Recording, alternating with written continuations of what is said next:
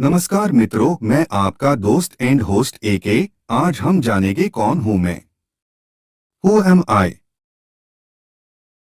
ध्यान के माध्यम से आत्मा की पहचान करना एक महत्वपूर्ण प्रक्रिया है। नियमित रूप से ध्यान करते समय जब हम अपने आप से प्रश्न पूछते हैं, तब आत्मा की पहचान स्पष्ट और सुस्पष्ट होती है। यह समझना आवश्यक है कि शरीर, मन और बुद्धि केवल उपकरण हैं। असली पहचान आत्मा में निहित है। भारतीय संस्कृति की गीता में श्री कृष्ण के उपदेश यह दर्शाते हैं कि आप वास्तव में शुद्ध आत्मा है। इसके साथ ही बाहरी घटनाओं को सिर्फ एक नाटक के रूप में देखने का दृष्टिकोण अपनाना चाहिए।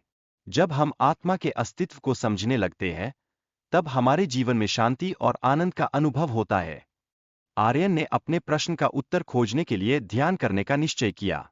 योगी ने उसे बताया कि उत्तर उसकी आंतरिक शांति में ही प्राप्त होगा। व्यापारी के साथ बातचीत के दौरान आर्यन ने भौतिक सुख की असंतोषजनकता को अनुभव किया।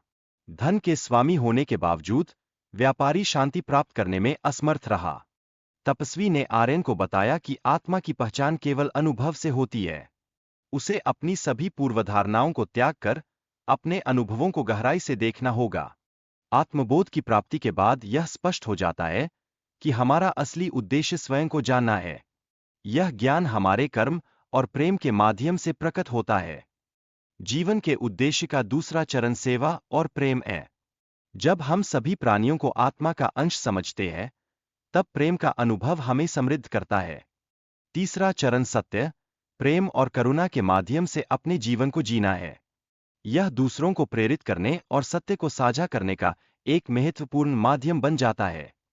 जीवन की यात्रा आत्मबोध से आरंभ होती है और आत्मा के सत्य को प्रकट करने पर समाप्त होती है। यह समझना जरूरी है कि जीवन वास्तव में एक खेल है। जब आप यह समझ जाते हैं कि आप केवल शरीर या मन नहीं, बल्कि शुद्ध आत्मा है, तब जीवन के मायने एकदम बदल जाते हैं। यह असली यात्रा हमारे भीतर की होती है। अपने भीतर के सत्य को जानना और इसे विश्व के साथ साझा करना अत्यधिक महत्वपूर्ण है। यह ज्ञान कर्म, प्रेम और करुणा के माध्यम से साकार होता है।